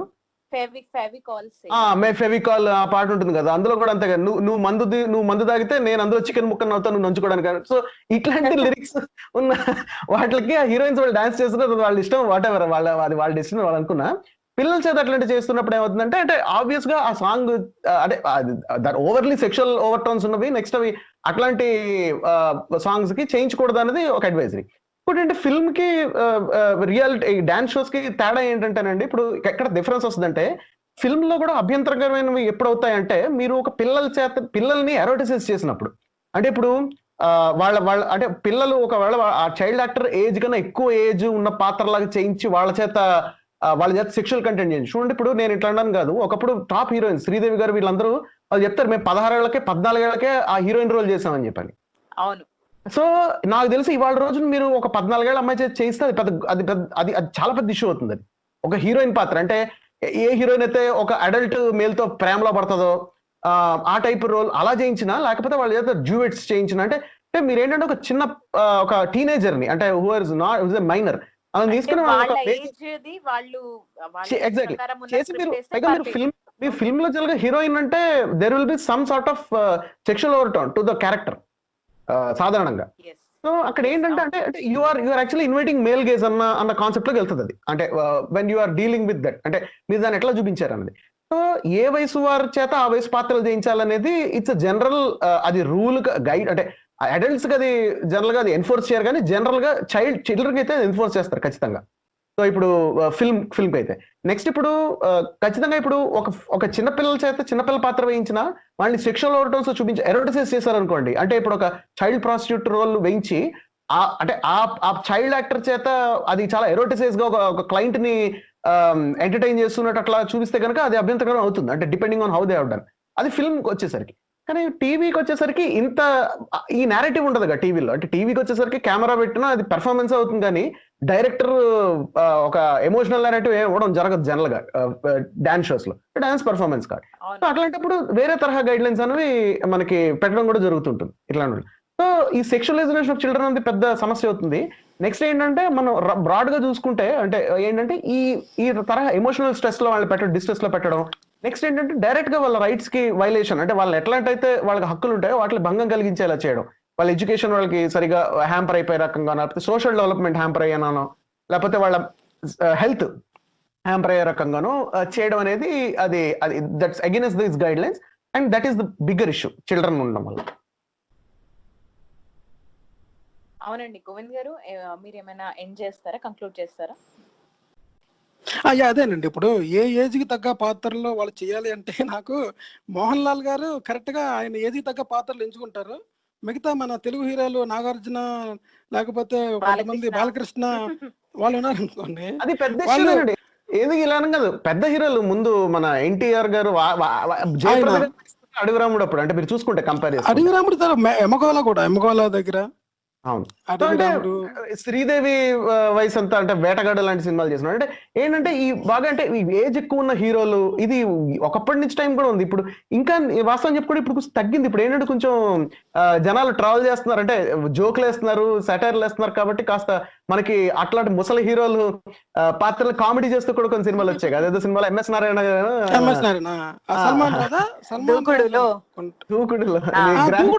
దూకుడు కాదు అది సినిమా పేరు డాన్ సీన్, సల్మాన్ రాజు అయితే ఉంటది పేరు, సాల్మన్ రాజు కరెక్ట్. అది కానీ లేకపోతే అదే ఇంకొక సినిమాలో కొండవలస లక్ష్మణ్ చక్కెర తక్కువ అని అదృశ్య సినిమాలో ఇట్లా అంటే దాన్ని అలా కామెడీ చేసేవారు. అంటే చేయడం అది కొంచెం ఇప్పుడు కొంచెం మారింది, ఎందుకంటే యంగ్ హీరోస్ ఉన్నారు అండ్ ఆల్ దట్. అంటే మీకు ఈ ముసలి హీరోలు, పెద్ద వయసు ఉన్న హీరోలు 50-50+ ఉన్న వాళ్ళు యంగ్ హీరోయిన్స్ తో చేయడం. ఆ మధ్య వచ్చింది ఒక్కో ఫిల్మ్ కూడా వచ్చింది, ఒక పెద్ద హీరో చాలా చిన్న వయసు ఉన్న హీరోయిన్ తో చేయడం. సో ఇట్లాంటివి ఏంటంటే ఇది కూడా సమస్య మీరు అన్నట్టు. అదేనంటే ఇంకో రియాలిటీ షోలో ఇంకోటి చెప్తాను. యాక్చువల్గా ఏంటంటే దీన్ని మనం నెక్స్ట్ కూడా కంటెంట్ చేస్తున్నాం కనుక అక్కడ పనికి వస్తుంది. జస్ట్ ఒక బ్రీఫ్ గా ఒక హై లెవెల్ చెప్పేస్తాను. యాక్చువల్గా సోషల్ సైకాలజీ ఏంటంటే ఈ రియాలిటీ షో అనేవి ఒక రకమైన ప్లెజర్ క్రియేట్ చేస్తాయన్నమాట. They create some kind of ఒక రకమైన ఎంజైమ్స్ క్రియేట్ చేస్తాయి బ్రెయిన్ లోని. అవి ఎందుకు క్రియేట్ చేస్తాయంటే ద యాక్చువల్ మోటివ్ ఏంటి, ఎండ్ గోల్ ఏంటి అనేది ఇంపార్టెంట్ అనమాట.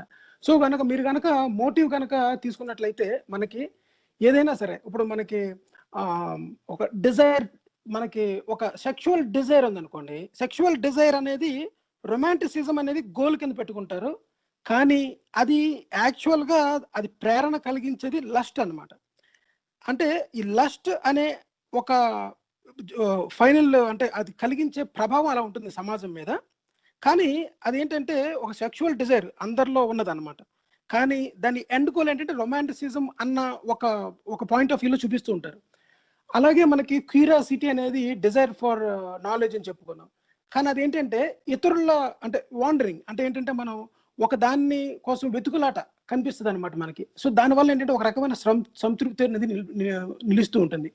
అలాగే మనకి ఏదైనా కొన్ని కావాల్సి వచ్చినట్టే వెంజెన్స్ అంటే ఏంటంటే ప్రతీకారం తీర్చుకోవడం, అంటే ఒకరిని లంపగా కొట్టడం కానీ, స్లాప్ చేయడం కానీ, తొయ్యడం కానీ అన్నది. అంటే నన్ను ఎంత మాట అంటాడా, దానికి ఎలా రియాక్ట్ అవ్వాలి అన్నది రియాలిటీ షోలను ప్రొజెక్ట్ చేయడం జరుగుతుంది అనమాట.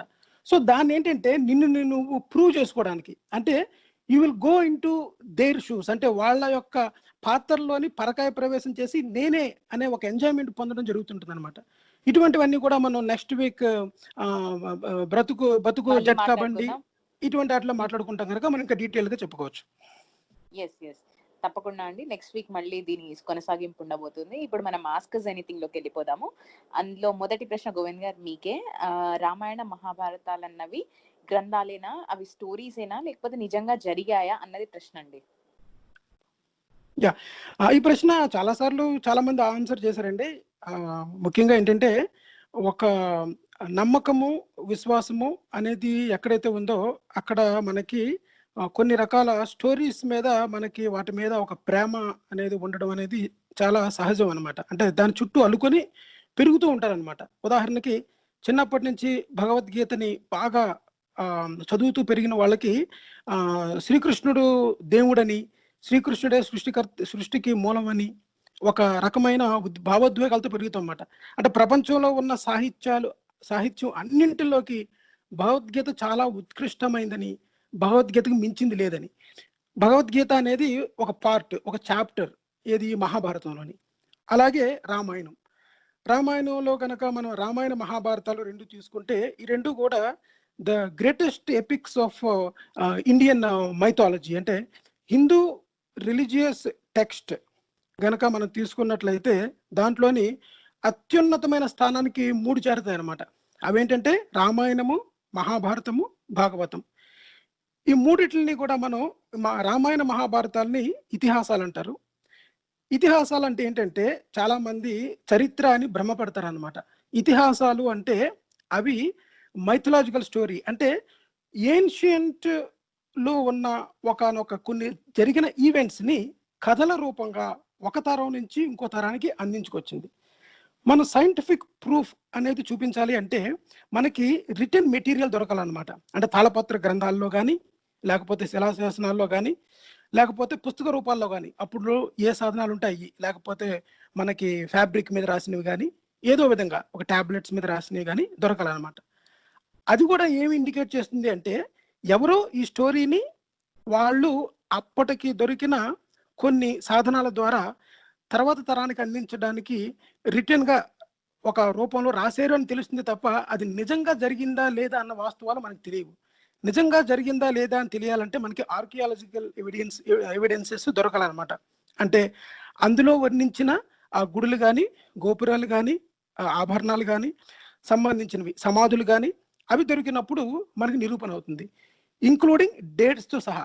ఏ డేట్ అయితే దాంట్లో మెన్షన్ చేశారో అదే డేట్ కూడా మనకి ఇప్పుడున్న మనకి కార్బన్ డేటింగ్ మెథడ్స్ ద్వారా కానీ, తర్వాత ఇంకో గ్రంథంలో క్రాస్ రిఫరెన్స్ చేస్తూ రాసినవి దొరకాలన్నమాట.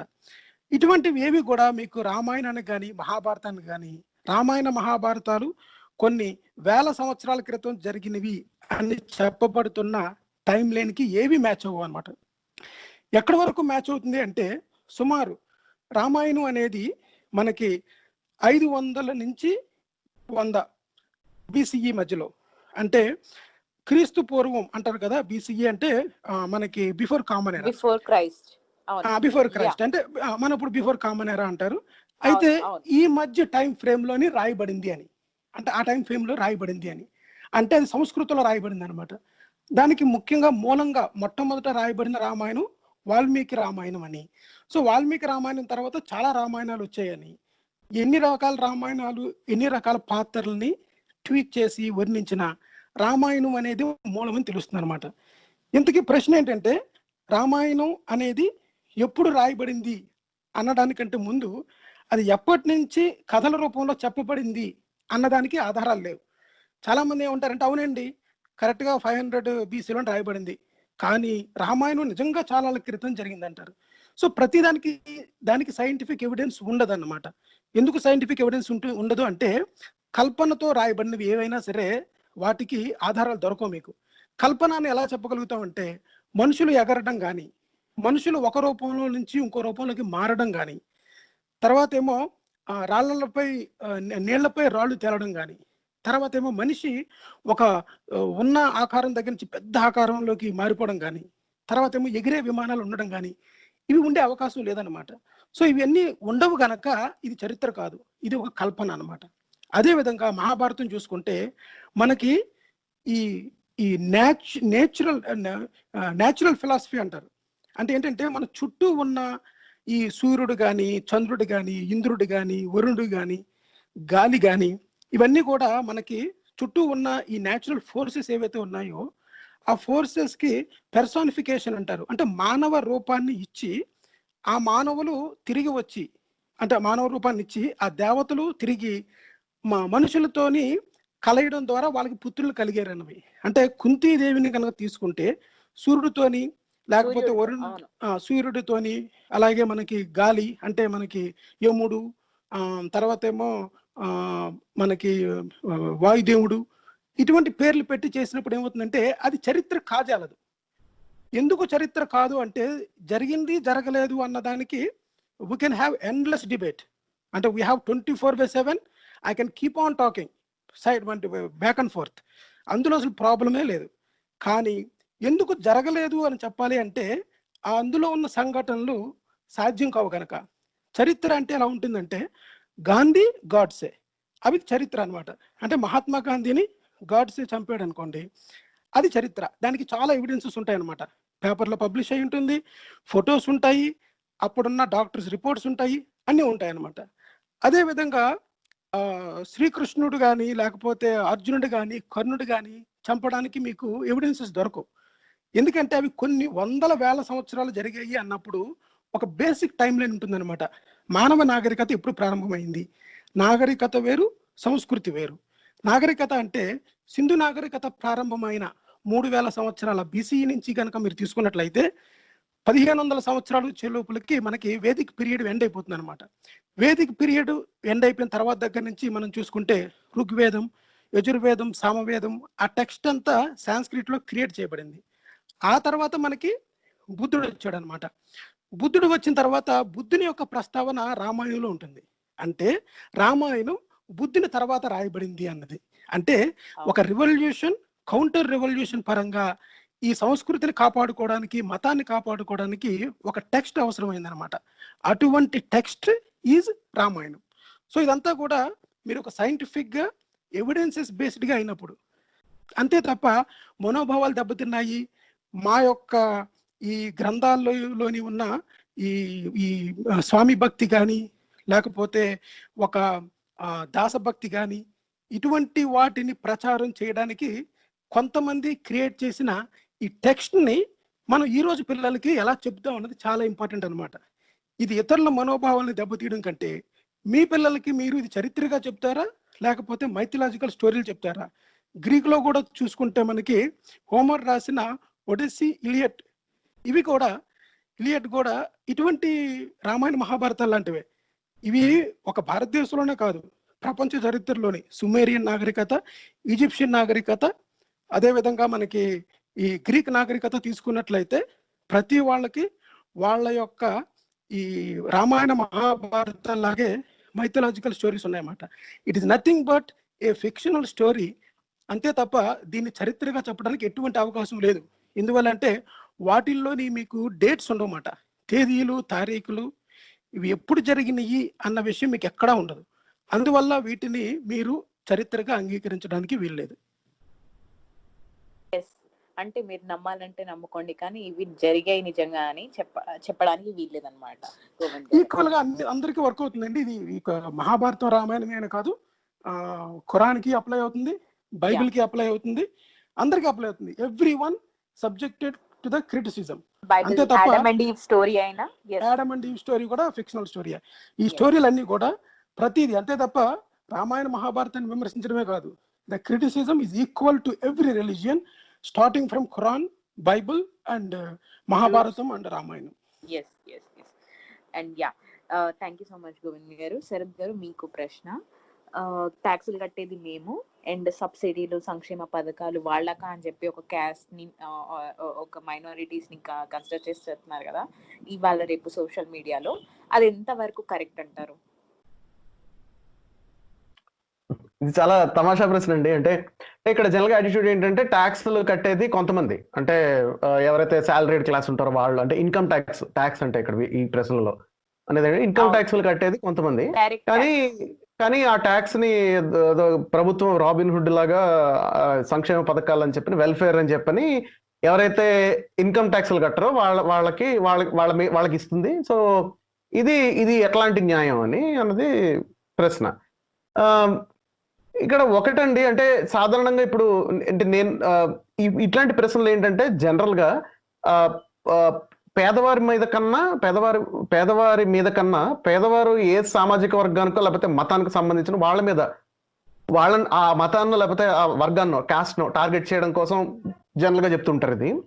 కానీ బట్ ఇన్ జనరల్ సెన్స్ అలా చెప్పకపోయినా సరే, అంటే ఎట్లా అనొచ్చు అంటే డబ్బును వాళ్ళు కడుతున్నారు, అంటే డబ్బులు సంపాదించుకునే వాళ్ళు ఎవరైతే కష్టపడు కదా, ఎవరైతే పని చేస్తున్నారో, అంటే శాలరీస్ తెచ్చుకుని ఇన్కమ్ ట్యాక్స్ కడుతున్నాం కదా, ఈ పన్నులన్నీ మీరు సంక్షేమ పథకాలన్నీ ఇచ్చేస్తారు, అది ఎంతవరకు కరెక్ట్ అని. ఇక్కడ ఒకటండి, ఫస్ట్ గుర్తుపెట్టుకోవాల్సిన విషయం ఏంటంటే ఇన్కమ్ ట్యాక్స్ మాత్రమే ట్యాక్స్ కాదు, అందరూ ట్యాక్సులు కడతారు. మీరు ఏ వస్తువు కొన్నా, ఏ సేవ తీసుకున్నా, when ever you by a good or service you pay tax. అది సేల్స్ ట్యాక్స్. అది వ్యాట్ అవనివ్వండి, ఏ దేశంలో ఉన్న ట్యాక్స్ స్ట్రక్చర్ బట్టి ఉంటుంది, లేకపోతే జిఎస్టీ అవనివ్వండి, లేకపోతే డైరెక్ట్ సేల్స్ ట్యాక్స్ అవనివ్వండి, ఎనీథింగ్ ఎవరు ఏం కొన్నా సరే అందరూ ట్యాక్సులు కట్టేవాళ్ళే. మీరు ఒక వస్తువు కొంటే, మీరు బిస్కెట్ ప్యాకెట్ కొంటే, పార్లేజీ బిస్కెట్ ప్యాకెట్ ఎక్కడ పడితే అక్కడ 5 రూపాయలు బిస్కెట్ ప్యాకెట్ ఉంటుంది, కొంటే దాంట్లో కొంత ట్యాక్స్ కట్టినట్టు మీరు యాక్చువల్గా you are paying tax as part of that. So ఇక్కడ ఏంటంటే ఫస్ట్ పెద్ద మిత్ ఏంటంటే, పెద్ద అపోహ అందరి దగ్గర ఉంది, కొంతమంది ట్యాక్సులు కడుతున్నారు. లేదు, కొంతమంది ఇన్కమ్ ట్యాక్సులు కడతారు వాళ్ళకి వస్తున్న ఆదాయం మీద, కానీ ట్యాక్సులు అందరూ కడతారు. పన్నులు కట్టేవాళ్ళు అందరూ పన్నులు కట్టేవాళ్ళే. ఇది మొదటిది. రెండో అంశం ఏంటంటే, మీరు చూడండి, అంటే నేను ఏమన్నా కన్సంప్షన్ ట్యాక్స్ కన్సంప్షన్ మీరు ట్యాక్స్ కడుతున్నారు కదా నేను చెప్తుంది. సో కన్సంప్షన్ యాక్చువల్గా ఎవరు ఎక్కువ తీసుకుంటారంటే పేదవారే ఎక్కువ కన్సంప్షన్ చేస్తారు. So poor people have high consumption. అంటే వాళ్ళకి వస్తువులు కావాలి. పేదరికం అంటే ఏంటి? వాళ్ళకి కావాల్సిన లేకపోవడమే పేదరికం అంటే. సో ఎప్పుడైతే వాళ్ళకి ఆదాయం వస్తుందో they spend it on food, they spend it on consumer goods, they spend it on lot of things, they spend it on transportation. వాళ్ళు ఇటు నుంచి అటు వెళ్ళడానికి ట్రాన్స్పోర్టేషన్ మీద ఖర్చు పెడతారు, ఫుడ్ మీద ఖర్చు పెడతారు, వీటిలన్నింటి మీద ఖర్చు పెడతారు. వాళ్ళు ఫుడ్ అంటే రా మెటీరియల్ ఫుడ్డే కాదు, ఫ్యూయల్ మీద అన్నింటి మీద ఖర్చు పెడతారు. ఇంకొకటి ఏంటంటే ఇక్కడ విషయం, పేదవారు అంటే ఆదాయం ఎక్కువ లేని వారు మోస్ట్ ఆఫ్ దేర్ ఇన్కమ్ ఖర్చు పెడతారు. వాళ్ళకి వస్తున్న ఆదాయంలో వాళ్ళు ట్యాక్స్ ఇన్కమ్ ట్యాక్స్ కట్టరు, కానీ వాళ్ళకి వస్తున్న ట్యాక్స్ లో most of it they spend. వాళ్ళకి సేవింగ్స్ తక్కువ ఉంటాయి. సో ఎవరైతే శాలరీడ్ క్లాసెస్ ఉన్నారో, middle classes, upper middle classes, కానీ వాళ్ళు వాళ్ళ జీతంలో వస్తున్న ప్రపోర్షన్ ఎంతైతే ఖర్చు పెడుతున్నారో ఆ ప్రపోర్షన్ కన్నా పేదవారు చాలా ఎక్కువ ఖర్చు పెడతారు. సో కాబట్టి ట్యాక్స్ బర్డెన్ యాక్చువల్గా వాళ్ళ మీద ఎక్కువ ఉంటుంది if you look at it from this angle, ఈ యాంగిల్ నుంచి చూస్తే. కాబట్టి ఈ యాటిట్యూడ్ ఏదైతే ఉందంటే ఒకళ్ళ మీద పడి తింటూ బతుకుతున్నారు అన్నది అసలు పూర్తిగా తప్ప యాటిట్యూడ్ ఇది. ఎందుకంటే number 1 it is not correct, factual గా తప్పది, ఇట్స్ రాంగ్. ఎందుకంటే అందరూ ట్యాక్సులు కడతారు, సేల్స్ ట్యాక్సులు కడతారు, సేల్స్ ట్యాక్స్ అందరూ కడతారు. పేదవారు వాళ్ళకి వచ్చిన ఇన్కమ్ లో ఎక్కువ ఖర్చు పెడతారు, హైయెస్ట్ అమౌంట్ ఎక్కువ శాతం ఖర్చు పెడతారు. వాళ్ళు సేవింగ్స్ తక్కువ ఉంటాయి. సో ఏంటంటే వాళ్ళు యాక్చువల్గా వాళ్ళ ట్యాక్స్ బర్డెన్ ఎక్కువ ఉంటుంది వాళ్ళకి. In that terms consumption tax కట్టేది ఎక్కువ పేదవారు కడతారు. మీరు అందుకే కదా ఇప్పుడు జిఎస్టీ వచ్చిన వెంటనే ఇండియాలో గోల్ ఏమైనా పెడుతున్నారు, మ్యానుఫ్యాక్చర్ చేసేదానికన్నా కన్సంప్షన్ ట్యాక్స్ కదా జిఎస్టీ అంటే. సో మ్యానుఫ్యాక్చరింగ్ ఎక్కువ సౌత్ ఆఫ్ ఇండియాలో జరిగిన, మీకు పూర్ స్టేట్స్ లో అంటే పేద రాష్ట్రాల్లో కన్సంప్షన్ ఎక్కువ ఉంటుంది. సో ఆ కన్సంప్షన్ ట్యాక్స్ అక్కడ కడతారు కాబట్టి ఆ జిఎస్టీ పన్ను ఆ రాష్ట్రాలకు వెళ్ళాలని చెప్పారు కదా ఇండియాలో, అది జిఎస్టీలో రూల్. సో అందుకని ఏంటంటే ఇక్కడ గోల్ పెడుతుంది, ఇక్కడ అంశాలు లేవనెత్తుతున్నారు ఏంటంటే తయారు చేసేది మేము, పన్నుల డబ్బులు వాళ్ళగా అని చెప్పి. సో ఇక్కడ ఏంటంటే విషయం ఏంటంటే పన్ను అక్కడ కడుతున్నారు యాక్చువల్గా. కన్సంప్షన్ ట్యాక్స్ అంటే ఎవరైతే కన్స్యూమ్ చేస్తున్నారు ఎక్కువ వాళ్ళు కూడా ట్యాక్స్ కడతారు. ఇన్ టర్మ్స్ ఆఫ్ వ్యాట్ కానివ్వండి, వాల్యూ యాడెడ్ ట్యాక్స్ అవనివ్వండి, జిఎస్టీ కానివ్వండి. జనరల్ ట్యాక్స్ రెజిమ్ ఇది ప్రోగ్రెసివ్ ట్యాక్స్ రెజిమ్ ఇలాగే ఉంటుంది జనరల్ గా. So don't say that poor people don't pay tax, or poor people లో ఎవరైతే మీకు నచ్చని మతం వాళ్ళు ఉన్నారో, లేకపోతే నచ్చని వర్గం వాళ్ళు ఉన్నారో ఆ ట్యాక్స్లు కట్టట్లేదు, తప్పు యాక్చువల్ గా. నెంబర్ 1. రెండోది ఏంటంటే ట్యాక్స్లు ఎందుకు కడుతున్నారు అండి? ట్యాక్స్లు అనేది ఏంటంటే ట్యాక్స్ ఖర్చు పెట్టేది కూడా కామన్ గుడ్ కోసం ఖర్చు పెడతారు జనరల్ గా. అంటే మనం రోడ్లు వేయడానికి, లేకపోతే స్కూల్స్, హాస్పిటల్స్ రన్ అవ్వడానికి ఇది చూసుకుంటే. ఇప్పుడు మీరు చూసుకుంటే ఇన్కమ్ ట్యాక్స్ అనేది తక్కువ వస్తుంది యాక్చువల్గా. ఇండియాలో ఇన్కమ్ ట్యాక్స్ లెవెల్స్ తక్కువ if you compare it to western European countries కానీ, లేకపోతే వెస్టర్న్ యూరోపియన్ కంట్రీస్ లో ప్రత్యేకంగా చూసుకున్నా, లేకపోతే కెనడా లాంటి దేశాలు ఎక్కడైతే ఎడ్యుకేషన్, హెల్త్ కేర్ దేశమే చూసుకుంటుందో, గవర్నమెంట్ చూసుకుంటుందో, ఆస్ట్రేలియా కానీ ఇట్లాంటి దేశాలతో కంపేర్ చేస్తే ఇండియాలో యాక్చువల్గా ట్యాక్స్ ఇన్సిడెన్స్ తక్కువ. నెంబర్ 1. నెంబర్ 2, ఇండియాకు భారతదేశంలో ఉన్న సమస్యలు భారతదేశంలో ఉన్నాయి. సో ఇప్పుడు సో ఎప్పుడైతే మనం ఈ పన్నులు ఒకళ్ళు కడుతుంటే ఇంకోళ్ళు దాని మీద తిని బతుకుతున్నారు అన్న యాటిట్యూడ్ నుంచి బయటకు వస్తామో, అప్పుడు మనం సంక్షేమ పథకాలు ఎంతవరకు హేతుబద్ధంగా ఉన్నాయి, వాటిని ఎట్లా రిఫార్మ్ చేయాలన్న విషయాన్ని ఖచ్చితంగా మనం సమీక్షించవచ్చు, అందులో ఎటువంటి డౌట్ లేదు. కానీ సంక్షేమ పథకాలు సరిగా లేవు కాబట్టి, లేకపోతే అవి హేతుబద్ధంగా లేదు కాబట్టి అసలు పన్నుల మీద కొంతమంది పడి తిని బతుకుతున్నారు అన్న యాటిట్యూడ్ అయితే అసలు పూర్తిగా తప్పు నా ఉద్దేశం. It's not accurate, number 1, and it's not correct. ఇంకొకటి ఏంటంటే ఇప్పుడు నేను అంటే కొంత ట్విస్టెడ్ గా చెప్తున్నాను నేను, పచ్చిగాను. ఏమనంటే ఇప్పుడు చాలా సార్లు అండి మీకు పేదరికం వల్ల బాగా ఉండడం వల్ల క్రైమ్ రేట్ కూడా ఎక్కువ ఉంటుంది. ఎక్కువ పూర్ ఏరియాస్ లో, స్లమ్ ఏరియాస్ లో క్రైమ్ రేట్ కూడా ఉంటుంది జనరల్గా. సో మీరు if you give money to poor people in the sense, అంటే నేను అనేది ఏంటంటే మీకు ఆ అవసరం, క్రైమ్ చేసే అవసరం లేకుండా మీరు సోషలాజికల్ గా మీరు కరెక్ట్ చేస్తే యాక్చువల్గా క్రైమ్ తగ్గుతుంది. క్రైమ్ కి ఇప్పుడు ఇట్లాంటి poor to rich crime victims rich వాళ్ళు అవుతారు కదా, సో వాళ్ళకి బెటరే ఏంటంటే కొంత వెల్ఫేర్ ఉండడం అనేది సొసైటీలో. I'm telling this in a very nasty fashion, అంటే నేను చాలా పచ్చిగా చెప్తున్నాను కానీ but this is something that think about. ఇప్పుడు వాళ్ళకి నిజంగా అంత అలాంటి యాటిట్యూడ్ ఉంటే వీళ్ళు తిని బతుకుతున్నారంటే వాళ్ళు అట్లా యాక్చువల్గా కొంత వెల్ఫేర్ యాక్టివిటీ ఉండడం వల్ల సొసైటీ కొంత సేఫ్ గా ఉంటుంది అన్నది కూడా వాళ్ళు గుర్తుపెట్టుకోవాలి. So first of all attitude తప్పండి, అంటే ఇలా తిని బతుకుతున్నారు లేకపోతే ట్యాక్స్లు ఏం కడుతున్నాం మీరు తిన్నారు దాని మీద attitude is wrong, every one pays taxes. రెండోది ఏంటంటే ఒకసారి యాటిట్యూడ్ నుంచి బయటకు వచ్చాక సంక్షేమ పథకాలు ఎట్లా రేషనలైజ్ చేయాలనేది that can be discussed properly. మూడోది ఏంటంటే it helps every one, welfare అనేది ఇట్ హెల్ప్స్ ఎవ్రీ వన్.